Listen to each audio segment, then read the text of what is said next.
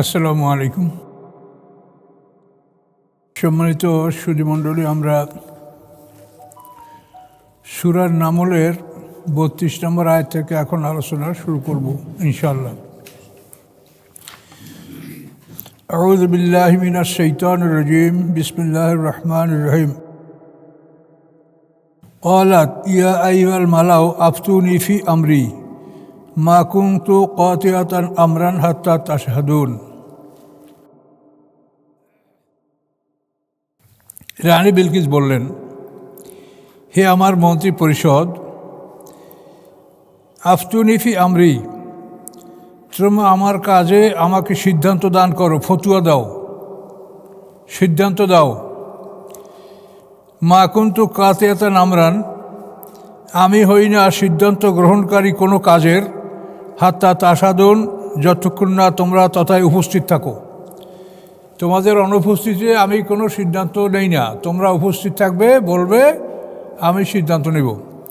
অর্থাৎ রানী বিলকিসের কাছে যখন এই চিঠিটা আসলো সুলাইমান আলাইহিস সালামের, তখন এই চিঠি সম্পর্কে উনি ওনার মন্ত্রী পরিষদকে এই কথা বললেন যে আমি তোমাদের উপস্থিতি ছাড়া একাকী কোনো সিদ্ধান্ত নেই না।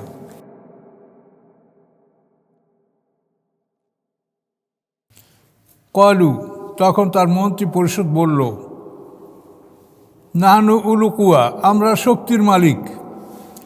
উলু বাসেন সাদিদ, আমরা কঠিন যোদ্ধা। উলু মানে মালিক, বাসেন সাদিদ কঠিন যোদ্ধা, মানে আমরা কঠিন যোদ্ধার মালিক, মানে আমরা কঠিন যোদ্ধা। ওয়াল আমরু ইলাইকে, এবং আদেশ আপনার কাছে। ফানজুরি মাযা তা'মুরিন, আপনি দেখুন আমাদেরকে আপনি কি আদেশ দিবেন। কি বললো দেখেন, আমরা শক্তির মালিক, আমরা কঠিন যোদ্ধা, কিন্তু আদেশ আপনার হাতে। আপনি আদেশ দিলে আমরা করব, না হয়তো না। আদেশ আপনার হাতে, কারণ আপনি দেখেন যে আমাদেরকে কি আদেশ দিবেন। যদি যুদ্ধ করতে বলেন তা আমরা যুদ্ধ করব, আমাদের শক্তি আছে, আমরা যোদ্ধা।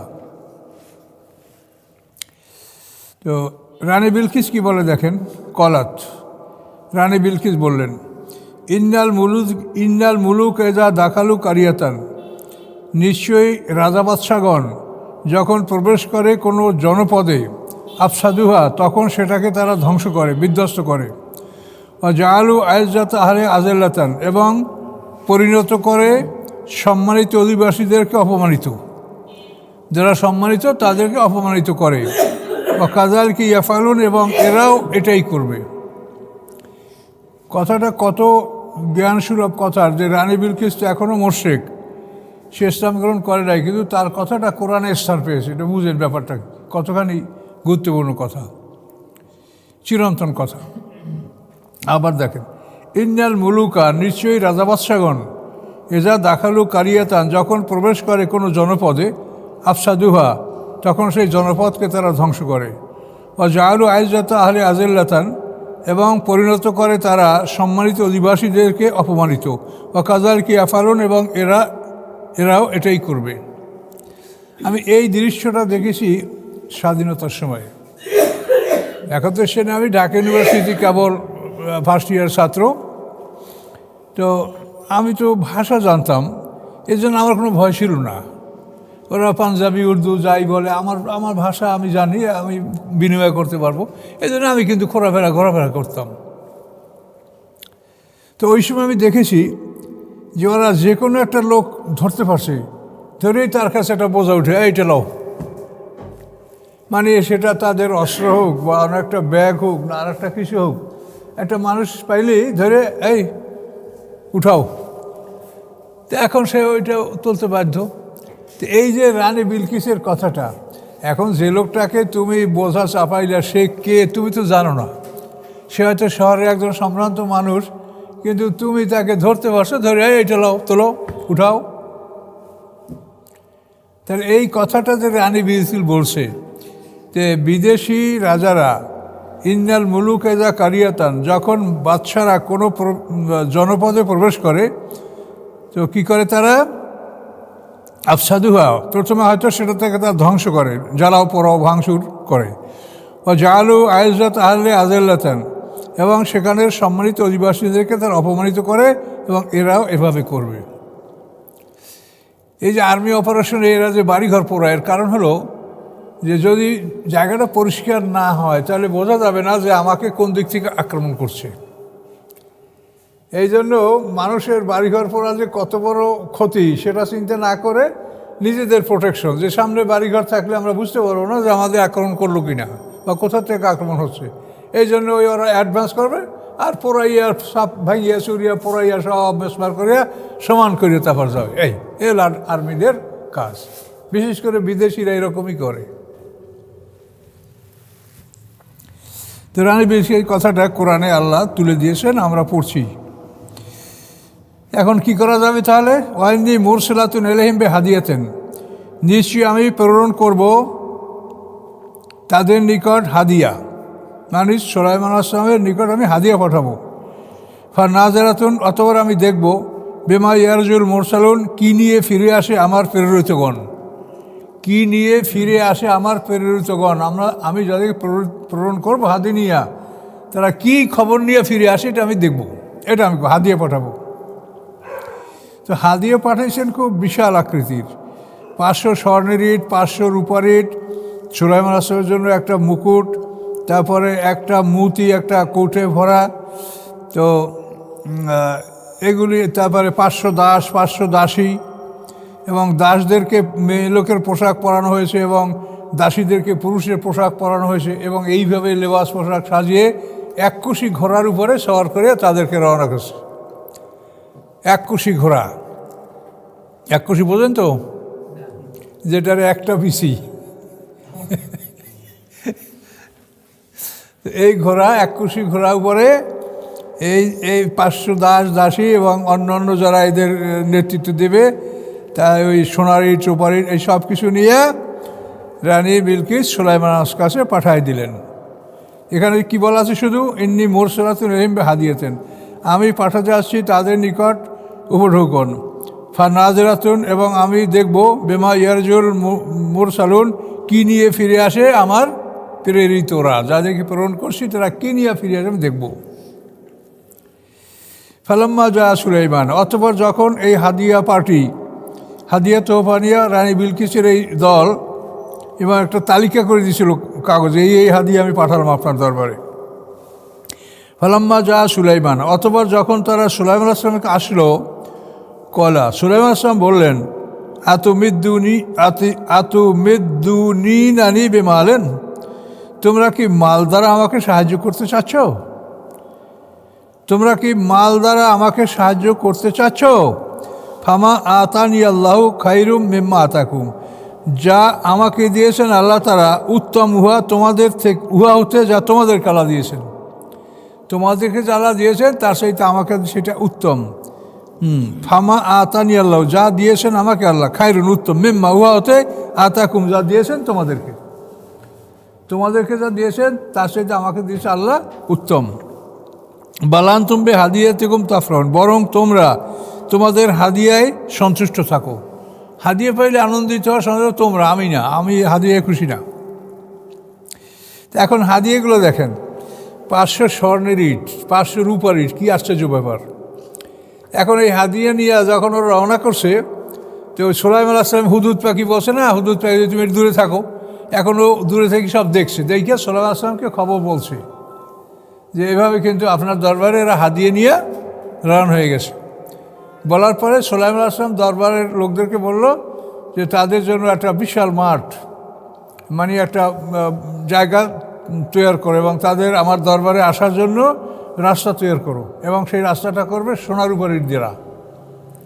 যে রাস্তা দিয়ে আমার দরবারে ঢুকবে রাস্তাটা সোনার উপর ইট দিয়ে করবা, কিন্তু একটু কৌশল করো যে এক জায়গায় তোমরা 500 স্বর্ণের ইটের জায়গা ফাঁকা রাখো, আর এক জায়গায় রূপার 500 ইটের জায়গা ফাঁকা রাখো।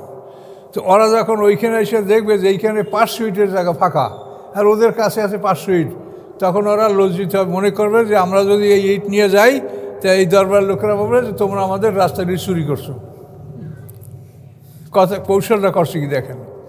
এই জন্য সুলাইমান আলাইহিস সালাম বলছেন যে 500 ইটের জায়গা সোনার ইটের 500 ইটের জায়গা ফাঁকা রাখো, এবং রূপার ইটের 500 ইটের জায়গা ফাঁকা রাখো। এখন ওরা ওইখানে এসে হতভম্ব, এখন দেখে যেখানে 5 ফিটের জায়গা, আর আমাদের কাছেও 5 ফিট। এখন আমরা নিয়ে গেলে ওরা বলবে যে আমাদের রাস্তার ইট কই, তা কী করা যায়, তাই এইখানে ফেলাই দেওয়া। ইট ওখানে ওরা ফেলে দিল, সোনার ইট সুপার ইট ওই রাস্তায় ফেলে দিল। এরপর বাকি হাতিয়ে নিয়ে সুলাইমান আসলামের কাছে গেল। সুলাইমান আসলাম তো বললেন যে তোমরা আমাকে কি মাল দ্বারা সাহায্য করতে চাচ্ছ? আমি তো পছন্দ করি না, এটা তোমরা পছন্দ করে, তোমরা এতে খুশি হও। তো এইভাবে সুলাইমান আসলামের কাছে তারা গেল, এবং দাস দাসীরা কি, এটা কোনটা পুরুষ কোনটা মহিলা বোঝা যাচ্ছে না। তখন সুলাইমান আসলাম বললেন যে আপনারা হাত পা ধুয়ে তারপরে ডাইনিং টেবিলে আসেন। তো এখন হাত পা ধোয়ার সময় নিয়ম হলো কি, দেখবেন মেয়েরা যদি টিউবওয়েলের কাছে যায় তো আগে পায়ে পানি ঢালে, আর ছেলেরা হাত ধোয়। এটা দেখবেন আপনি ন্যাচারালি দেখবেন, ওই প্রাইমারি স্কুল যেখানে ছেলেমেয়েরা থাকে না, ওই দেখবেন যে মেয়েরা কলের কাছে গেলে ওরা চাইপে পায়ে পানি দেবে আগে। এইভাবে সুলাইমান আসলাম দেখলেন যারা কীভাবে হাত পা ধৌত করছে। তখন যারা দেখো পায়ে পানি দিল, বললো যে এগুলো সব মেয়ে, আর যারা হাতে হাত ধুয়েছে এরা পুরুষ। এভাবে তিনি তাদেরকে চিহ্নিত করলেন। আর একটা মুতি কৌটার মধ্যে, সেটা উনি কৌটা না খুলেই বলেছেন যেটার মধ্যে একটা মূল্যবান মুতি রয়েছে। তো আমি এগুলো নিব না, এগুলি গ্রহণ করব না। আমি বলছি রানী বিলকিসকে যে আমার কাছে আত্মসমর্পণ করে চলে আসো। তো না আসলে কী হবে সেটা সামনে দেখেন।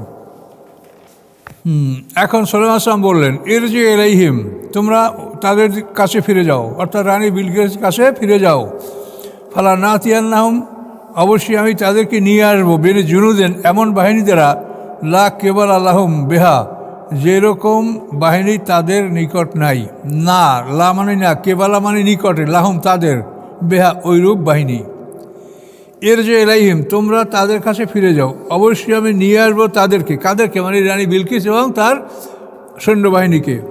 বেজুনুদেন, এমন সৈন্য দ্বারা, লা কেবালা লাহম বেহা, নাই তাদের নিকটে ওরূপ সৈন্য।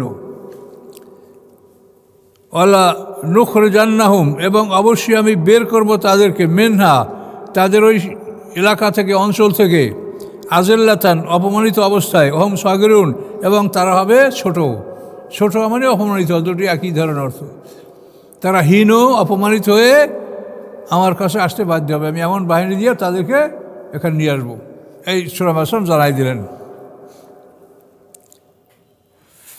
তো এখন ওরা এই খবর নিয়ে যখন বিলকিসের কাছে গেল, তখন বিলকিস সুলাইমানের কাছে সময় চাইলেন যে আপনি আক্রমণ আমাকে করেন না, আমি উপস্থিত হচ্ছি, আপনি যেভাবে বসেন সেভাবে আমি আত্মসমর্পণ করে আপনার কাছে হাজির হচ্ছি। তো এরা যখন সুলাইমান আসলামের দরবারে রওনা করিয়া, ইয়ামান থেকে সিরিয়া তো অনেক রাস্তা, তো এই পথ যখন অতিক্রম করে তারা সুলাইমান আসলামের দরবারের কাছাকাছি কুফা শহরে বা ওই ধরনের আরও নিকটতম কয়েকটা শহরের পর্যন্ত তারা আসে, তখন সুলাইমান আসলাম মানে ধুলাবালি উঠতে দেখেন, বিশাল বাহিনী নিয়ে আসে বিলকিসের। তখন সুলাইমান আসলাম জিজ্ঞাসা করলেন যে ওখানে কিসের ধুলাবালি? তখন তাকে খবর দেওয়া হলো যে বিলকিস তার সমস্ত বাহিনী নিয়ে আপনার দরবারে হাজির হচ্ছে। তো এটা যখন সুলাইমান আসলামকে বলা হলো কলা, তখন তিনি বললেন,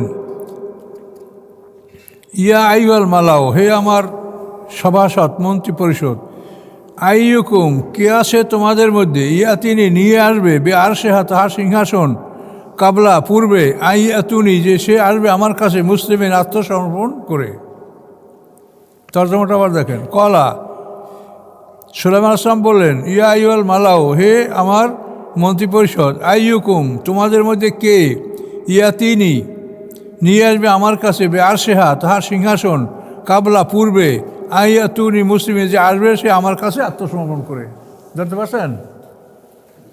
আমার কাছে আত্মসমর্পণ করে আসার আগে তার সিংহাসনটাকে নিয়ে আসতে পারে। রানী বিলকিসের বিশাল সিংহাসন ছিল, মানে খুব বড় আর কি, কোনো 40 হাত বাই 40 হাত বা 30 হাত বাই 30 হাত, এবং অনেক উঁচু, খুব সুন্দর সোনারূপা মণিমুক্ত দ্বারা খচিত সিংহাসন তার, এই সিংহাসন তার ছিল। এটা হুদুদ পাখি তো আগেই সুলাইমান আসলামকে বলছে। এখন সুলাইমান আসলাম বলেন যে সে আসার আগে তার সিংহাসনটা আমার কাছে কে আনতে পারবে। তো উনি সিংহাসনটা এমন একটা গৃহে আটকাই রেখেছিলেন যে সেই গৃহে প্রবেশ করার জন্য 7টা তালা দরজা খুলতে হয়। এরকম একটা কঠিন সুরক্ষিত জায়গায় সিংহাসনটা আটকে রেখে রানী বিলকিস সুলাইমান আসলামের দরবারে রওনা করেছিলেন। এখন এইখান থেকে সিংহাসনটা কে নিয়ে আসবে? কলা এফরিত মিনাল জিন্নে, বলল শক্তিশালী জিন। এফরিত মানে জিনদের মধ্যে যারা বিভিন্ন গ্রুপ আছে, তো এফরিত হলো যারা স্টারলট অফ দ্য জিন, মানে যারা বেশি শক্তিশালী। শক্তিশালী জিন, একটা শক্তিশালী জিন বলল, আনা আতিকা, আমি নিয়ে আসবো আপনার কাছে বিহি সিংহাসন, কবলা আন তাকুমামেন মাকামেক, পূর্বে যে আপনি দাঁড়াবেন আপনার মজলিসতে। মজলিসতে দাঁড়াবেন মানে আপনার মজলিস শেষ করবেন, মজলিস ভঙ্গ করবেন, এর মধ্যে আমি সিংহাসন নিয়ে আসবো। ওয়াইনি আলাইহিলা কাবিউ নামিন, এবং নিশ্চয়ই আমি উহার উপরে অবশ্যই ক্ষমতাবান, শক্তিশালী এবং আমানতদার। আমি শক্তিশালী এবং আমানতদার, মানে আমি ওর থেকে কিছু চুরি করব না। মণি, মুক্তা, জহরাত যে ওটা আছে তা ওভাবেই থাকবে, আমি নিয়ে আসবো যদি আপনি আমাকে বলেন। আপনার এই মিটিং ভাঙ্গা পর্যন্ত আমি সময় নেব। তো কল আল্লাহ জি এন্দাউ ইলমু মিনাল কিতাব, বললেন তিনি, কল আল্লাজি বললেন তিনি, এন্দাহু যার নিকটে, ইলমুন জ্ঞান আছে, মিনাল কেতাবে কেতাবের, যার কাছে কেতাবের জ্ঞান আছে তিনি বললেন, কি বললেন? আনা আতিকা বিহি, আমি নিয়ে আসবো আপনার কাছে, বিহি ওই সিংহাসন, কবলা পূর্বে, আইয়া তাদ্দা যে ফিরবে, এলাইকে আপনার দিকে, তরফুকা আপনার দৃষ্টি, আপনি ওদিক থেকে এদিকে আপনার নিজের দিকে তাকাবেন, এই দৃষ্টি ফেরার মধ্যেই আমি সিংহাসন নিয়ে আসতে পারবো। এটা বলল কে? যার কাছে কেতাবের জ্ঞান ছিল। সেই ব্যক্তির নাম হলো আসেফ বিন বরকিয়া। তাফসিরে তার নাম বলা হয়েছে আসেফ বিন বরকিয়া, সুলাইমান আসলামের কাতেব ছিলেন, রাইটার। তো সুলাইমান আসলাম তাকে অনুমতি দিলেন যে তুমি আনো তাহলে। ফালাম্মা রাহু মোস্তাকের রান, অতঃপর দেখলেন, ফালাম্মা অতঃপর রাহু দেখলেন উহাকে, সিংহাসনকে, মোস্তাকার রান মানে অবস্থিত, এন্দাহু সুলাইমান আসলামের নিকটে, যে সিংহাসন তার সামনে হাজির। কলা তখন তিনি বললেন, হাজা মেম ফাদলি রব্বি, এটা হচ্ছে আমার রবের অনুগ্রহ। লেয়াব লুয়ানি, তিনি আমাকে পরীক্ষা করতে চান। আশকুর, আমি কি কৃতজ্ঞতা জ্ঞাপন করি, আম আকফুর, না আমি অকৃতজ্ঞ হই। অমান সাকারা, এবং যে কৃতজ্ঞতা জ্ঞাপন করে, ফাইন্নামা ইয়াশকুরুল নাফসি, নিশ্চয়ই সে কৃতজ্ঞতা জ্ঞাপন করে আল্লাহর প্রতি নিজের জন্য। অমান কাফারা, এবং যে অকৃতজ্ঞ হয়, ফাইন্না রব্বি, নিশ্চয়ই আমার রব, গানিউন অমুখাপেক্ষিক, কারিমুন মহাদানশীল। এইটা সুলাইমান আসলাম এই সিংহাসন চোখে দেখে এটা বললেন। তো তাফসীরে বলা আছে যে ওই আসেফ বিন বরকিয়া উনি ইসমে আজম ব্যবহার করার ফলে ওই সিংহাসনটা যে ঘরে আবদ্ধ ছিল ওখান থেকে ওটা মাটির মধ্যে দেবে গেছে। মাটির মধ্যে দেবে গিয়া মাটির ভিতর থেকে মাটি চিরে সুলাইমান আসলামের সামনে হাজির হয়ে গেছে মুহূর্তের মধ্যে। আল্লাহ তাআলা কত জ্ঞান তাদেরকে, কিতাবের কোন জ্ঞান আল্লাহ তাদেরকে দিয়েছেন, যার দ্বারা তারা এভাবে এই কাজগুলো করতে সক্ষম হয়েছে।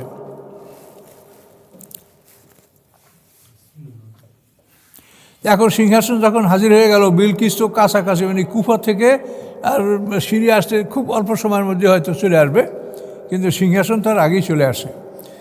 কলা সুলাইমান আসলাম বললেন, নাকিরুল আশহা, মানে নাকারা মানে অসেনা, মানে সিংহাসনটা অসেনা বানিয়ে দাও। অসেনা মানে তার যেভাবে আছে তো সেনে, এটা অসেনা বানাও, মানে উল্টে রাখো, নাইলে ওর থেকে কিছু হেরফের করো যাতে এটা অসেনা হয়।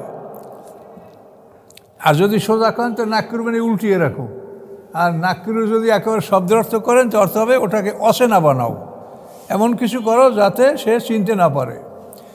নাকিরুল আরশাহা, তোমরা তার সিংহাসনটাকে অপরিচিত করো, অচেনা বানাও বা উল্টিয়ে রাখো। নানজুর, আমি দেখব, আর তাহাদি, সে কি চিনতে পারে, আম তাকুনু, অথবা হয় সে, মিনাল লাদিনা, তাদের অন্তর্ভুক্ত, লায়াতাদুন, যারা চিনতে পারে না। এই সিংহাসনটাকে আমরা তার পরিচয় পরিবর্তন করে দেব, তারপর দেখব যে সেটা চিনতে পারে কি পারে না, তার জ্ঞান কতখানি আছে এটা জ্ঞানের পরীক্ষা করা হবে যে সে কত জ্ঞান রাখে।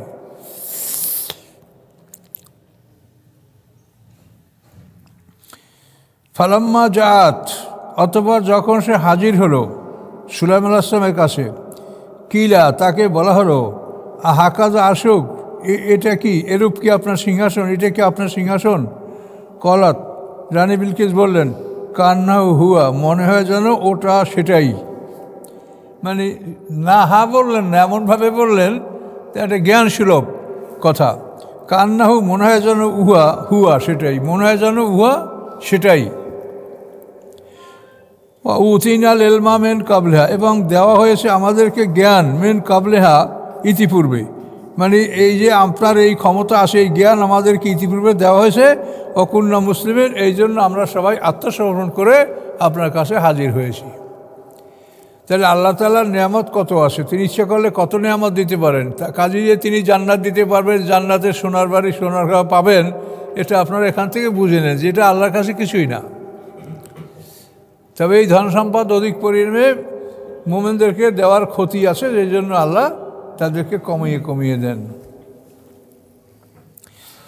আল্লাহ বলেন, ওয়াসাদ্দা মা কানাত তা'বুদু মিন দুনিল্লাহ, ফিরিয়ে রেখেছিল তাকে, বিলকিসকে, মা কানাত তা'বুদু, ওই সব কিছু যা ইবাদত করতো সে, কিসে, সূর্যের ইবাদত করতো, এই ইবাদতে তাকে ফিরিয়ে রেখেছিল।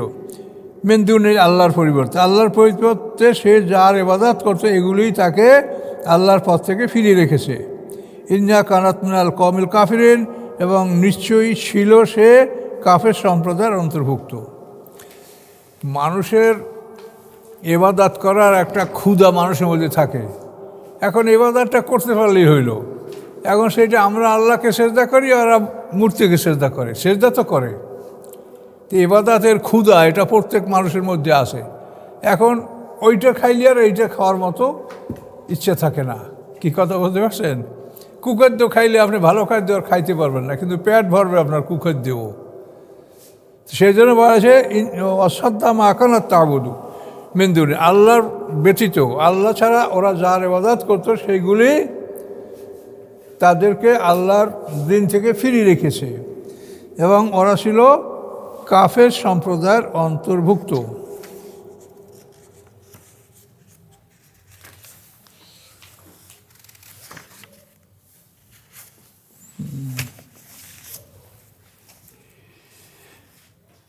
কিল আদখুলিস সারহা, তাকে বলা হলো আপনি এই প্রসাদে প্রবেশ করুন। মানে রানী বিলকিস আসতেছে, এইটা দেখেই তিনি জিন ইনসানকে আদেশ দিলেন যে রানী বিলকিসের জন্য একটা রাজপ্রসাদ তৈরি করো, এবং সেই রাজপ্রসাদের সামনে গভীর জলাশয় খনন করে তার মধ্যে পানির সকল প্রাণী তার মধ্যে ছেড়ে দাও, এবং ওটা উপর দিয়ে গ্লাস দিয়ে মুড়ে দাও, যাতে বোঝা না যায় যে এটা আসলে পানি না, এটার উপরে কিছু আছে। স্বচ্ছ গ্লাস পানির উপরে মুড়ে দিলে তো বোঝা যাবে না যে এটার উপরে কিছু আছে কি নাই। তো এটা করা হলো। কিলাল হাদ খুলিসারা, মানে রানী বিলকিস এখানে হাজির পূর্বেই তার জন্য একটা অট্টালিকা নির্মাণের আদেশ দেওয়া হয়েছিল। এগুলো তো কথা আপনি ভাবে বুঝতেছেন, তাকে অট্টালিকায় ঢুকতে বলা হলো, তাই অট্টালিকা তো করা হয়েছে। কিলা বলা হলো তাকে উৎকিলিসারা, অট্টালিকায় রাজপ্রসাদে প্রবেশ করো। ফালাম্মা রাথু, যখন সে দেখলো ওই রাজপ্রসাদ, হাসেবাতু লুজ্জাতান, সে তাকে একটা গভীর পানি মনে করলো। মানে ওই রাজপ্রসাদে যাওয়ার যে পথ, সামনের যে জায়গাটা, মানে যে আঙ্গিনাটা, এটাকে সে গভীর পানি মনে করলো। মানে গভীর পানি আসলেই, কিন্তু উপরে গ্লাস দিয়ে মোড়া, সেটা সে বুঝতে পারে নাই। তো এখন অগ্রসর কী করলো, পানি মনে করে কাশাফাতান সাকাইহা, তার পায়ের নলার পোশাক উন্মুক্ত করলো। এটা মানুষের স্বভাব। আপনি যদি পানির কাছে যান তো কাপড়ে হাত দেবেন, আপনি কাপড় নামবেন না পানিতে, আপনার প্রয়োজনও নাই, কিন্তু আপনার হাতটা যাবে কাপড়ের কাছে, দেখবেন। এখন উনি ওই রকম ন্যাচারাল প্রাকৃতিকভাবেই পানির কাছে যে পানি দেখে এখন কাপড়ে হাত দিচ্ছে, যাতে নলার পোশাক তার উন্মুক্ত হয়েছে। কলা সোনাসাম বললেন, ইন্নাউ সাররুম, ইহা একটি রাজপ্রসাদ, অট্টালিকা, মুমাররাদুম মিন কাওয়ারির, যা সীসা দ্বারা মুড়ে দেওয়া হয়েছে। সীসা দ্বারা ঢেকে দেওয়া হয়েছে, কাজেই তুমি ভয় করো না, কাপড় তুলতে হবে না। তো এখানে বিষয়টা হলো, তাফসীরকাররা বলে যে রানী বিলকিস সম্বন্ধে কতগুলো বাজে গুজব কথা ছিল, যে রানী বিলকিসের বাপ মা হলো জিন। রানী বিলকিসের মা সম্বন্ধে বলা হয় তাফসিরে যে তার মায়ের নাম হলো মাআলামা বিনতে শিশান, আর পিতার নাম হচ্ছে সারাহিল ইবনে রাইয়ান ইবনে ওলিদ। তো জিনের কন্যা, এই জন্য তার শরীরে লোম, পা শুকনো, গাধার পায়ের মতো পা, পায়ে লোম, এই ধরনের কথা সুলাইমান আসলামকে অনেকে বলেছে। এই জন্য সুলাইমান আসলাম এই কৌশল করেছেন যে আসলেই কি সত্য না সে একজন সাধারণ মানুষ। তো এটা প্রমাণ হলো যে সাধারণ মানুষ, এবং এই সমস্ত কথাগুলি এগুলি অতিরিক্ত কথা। তার কারণ মানুষ দ্বারা কোনো জিন গর্ভবতী হয় না, মানুষ এবং জিন এর মাধ্যমে বংশ বিস্তার হতে পারে না। এইটা যদি হইতে পারতো তাহলে পৃথিবী বংশ বিস্তারের কোনো হিসাব নিকাশ ঠিক থাকতো না। কথা বুঝতে পারছেন? এই জন্য জিনরা সম্ভাবনা আছে যে তারা মানুষের সাথে জেনা করতে পারে, কিন্তু তাতে কোনো নারী গর্ভবতী হবে না, কোনো বংশ বিস্তার হবে না। আবার জিন জাতি তো মানুষের মতো সুন্দর না। আল্লাহ সৃষ্টির মধ্যে সবচাইতে সুন্দর হলো মানুষ, তারপরে সুন্দর হলো ফেরেশতা, 3 নম্বর হলো জিন জাতি। জিনেরা তো মানুষের মতো সুন্দর না। কাজেই রানী বিলকিসের পিতা যে কোনো নারী পছন্দ হয় না, জিন বিয়া করবে, এটাও যুক্তিসঙ্গত না।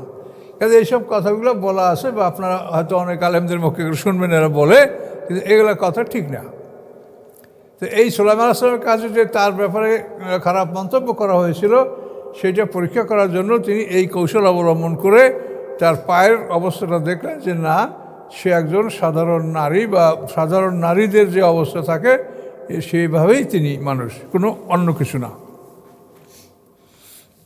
কলাত, তো এই অবস্থায় যখন রানী বিলকিস, যার পিতা দাদারা 40 পুরুষ পর্যন্ত রাজবংশ, একটা ডাইনেস্টির 40 পুরুষ, এরা একাধারে রাজা, কিন্তু সেই রাজবংশের মানুষটা সুলাইমান আসলামের দরবারে এসে কিছু হুদিস করতে পারছে না যে কী না কি, কোনটা ভালো কোনটা ভালো, এটা কিছু বুঝতেই পারছে না। তখন সে অবাক হয়ে গেল যে তাহলে আমাদের বাপদাদারা আমরা কী রাজত্ব করেছি, এসে কত বড় সাম্রাজ্যের মালিক সুলাইমান আসলাম, কিন্তু সারা পৃথিবীর বাদশা ছিলেন সুলাইমান আসলাম। সুলাইমান আসলাম এবং জুলকারনাইন, এই দুইটা মানুষ মুসলমান, সারা পৃথিবীর বাদশা ছিলেন। কলাত, তখন রানী বিলকিস বললেন, এখানে সে পরাজিত হওয়ার পরে বললেন, রব্বি, হে আমার রব, ইন্নী জলামতু নাফসি, আমি জুলুম করেছি আমার নফসের উপর, আত্মার উপরে, ও আসলামতু মা সুলাইমান লিল্লাহি রাব্বিল আলামিন, এবং আমি ইসলাম গ্রহণ করেছি সুলাইমান আসলামের সাথে আল্লাহর প্রতি। আমি আত্মসমর্পণ করছি লিল্লাহি, আল্লাহর প্রতি, যে আল্লাহ রব্বুল আলামিন। এখানে আরও অনেক কথা আছে, সেই কথাগুলো বলে শেষ করে দিই।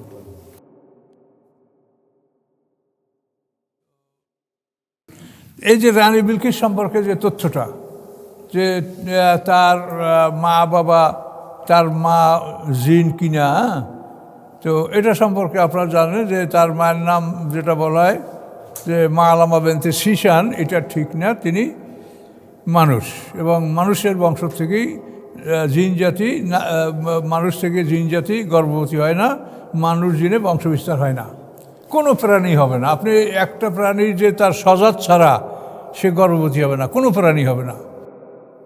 তো এখন রানী বিলকিসের এই ঘটনা কোরআন পাকে আল্লাহ বলেন, নাহনু নাকুসু আলাইকা আহসান আল কাসাস, যে আমি তোমাদের কাছে সর্বসুন্দর কাহিনীগুলো বর্ণনা করি। কোরআনে সূরা ইউসুফের মধ্যে আল্লাহ বলছেন। তো এখন দেখেন কোরআনের যে কাহিনীগুলো, এটা বাইরে এরকম সুন্দর কোনো কাহিনী নাই। ইউসুফ আলাইহিস সালামের কাহিনী কত মনোরম সুন্দর, আবার দেখেন এই কাহিনী আল্লাহ একটা উঠাই দিলেন, কত সুন্দর কাহিনী। এভাবে বহু কাহিনী কোরআনে আসে আরও। তো এই রানী বিলকিসের যে সুনাম সুখ্যাতি এবং তার নাম কোরআনে আসে, এবং এখানে রানী বিলকিস ইসলাম গ্রহণ করছেন। ইসলাম গ্রহণ করার পরে আর কি হয়েছে কিন্তু কোরআনে নেই। তাফসীরকাররা বলেন যে পরে সুলাইমান আসলামের সাথে তার বিবাহ বন্ধনে সে আবদ্ধ হয়েছিলেন, এবং সুলাইমান আসলাম ইয়ামানের শাসন ক্ষমতা তার উপরেই ন্যস্ত করে রেখেছিলেন, এবং সুলাইমান আসলাম সেখানে প্রতি মাসে একবার যেতেন, 3 দিন বা 1 সপ্তাহ সেখানে তিনি বেড়াতেন, আবার চলে আসতেন। এইভাবেই রানী বিলকিস ইয়ামানের শাসক হিসাবে ছিলেন এবং সুলাইমান আলাইহিস সালামের স্ত্রী হিসেবে তিনি ছিলেন। এটা তাফসীরকাররা বলে, কিন্তু এটা কোরআনে এই পর্যন্ত শেষ। এখন রানী বিলকিসের যে সুনাম সুখ্যাতি ক্ষমতা এ সম্পর্কে তাফসীরকাররা আশ্চর্যজনক কিছু ঘটনা উল্লেখ করেছেন। রানী বিলকিসের পিতা সারাহিল ইবনে মালিক ইবনে রাইয়ান ইবনে ওলীদ, তার কোনো পুত্র সন্তান ছিল না, অর্থাৎ রানী বিলকিসের ভাই ছিল না, উনি একা বোন, মানে কন্যা সন্তান, ভাই নাই তার। তো এখন রানী বিলকিসের পিতা ইন্তেকাল করার পরে এখন এই সাম্রাজ্যের ব্যাপারে রানী বিলকিস দাবি করিয়া বসলেন যে আমার পিতার সাম্রাজ্য, এটা আমি এটার মালিক হব। কিন্তু এই ব্যাপারে ইয়ামানের সমস্ত লোক একমত হলো না। তারা একদল বলে যে না, রানী বিলকিসই শাসক হবে, অন্য দল বলে যে না, নারী শাসক না, আমরা পুরুষ শাসক চাই। এই নিয়ে মানুষ, ইয়ামানের জনগণ দুই ভাগে বিভক্ত হয়ে গেল। বিভক্ত হয়ে যাওয়ার পরে এখন ওই পুরুষ অঞ্চলের জন্য একজন পুরুষ রাজা নির্বাচিত হলো, আর নারীদেরকে যারা সমর্থন করছে তাদের শাসক রানী বিলকিস থাকলেন। তো এভাবে চলতে থাকলো। কিন্তু দেখা গেল যে রানী বিলকিসের শাসন এইটাই সুন্দর, প্রজাসুলভ এবং উত্তম, আর পুরুষ শাসকের অঞ্চলে জুলুম, অত্যাচার এবং নানা রকম বিশৃঙ্খলা এটা পরিলক্ষিত হচ্ছে। এখন মানুষের উপলব্ধি করতে লাগলো যে রানী বিলকিস কন্যা হলেও সে একজন ভালো শাসক। তার কারণ এই যে একটা বংশগত গুণ, মানে 40 পুরুষের রাজা, তাদের মধ্যে যে একটা তাদের মস্তিষ্ক, তাদের চিন্তাধারা, এটা তো মানে হঠাৎ একজন ধনী হইলে তার মধ্যে এই চিন্তাধারা কোনো দিন আসবে না।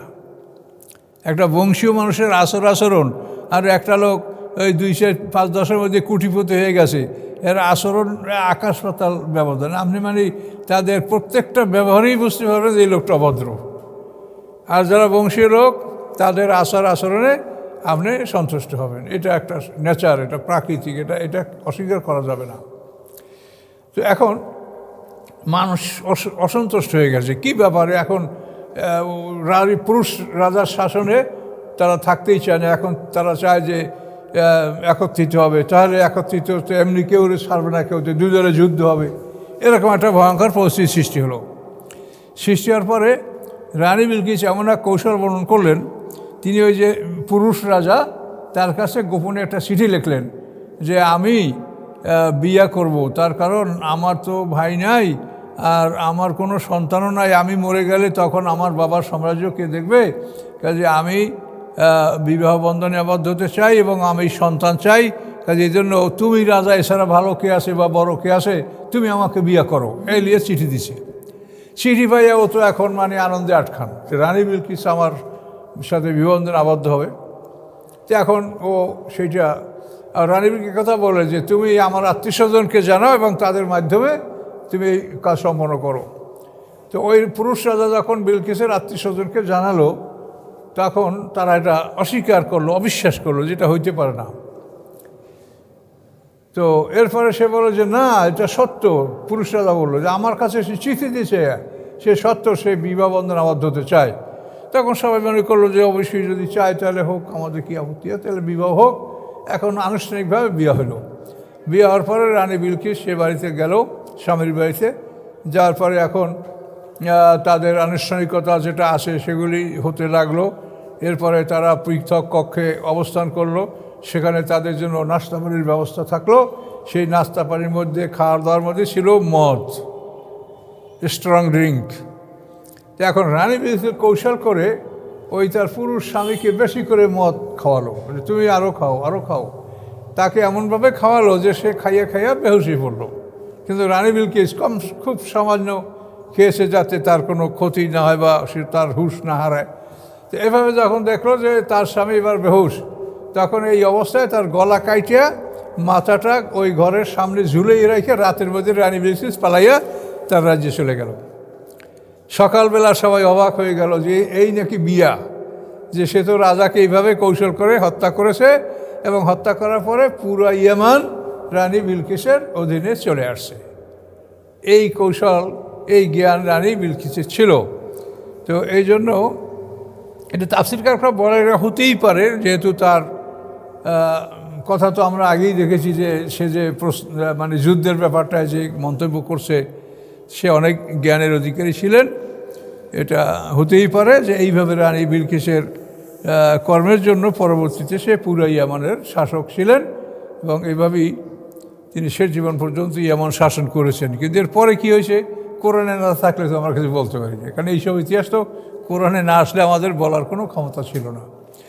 তো এ পর্যন্তই মোটামুটি রানী বিলকিস সম্পর্কে আমরা জানলাম।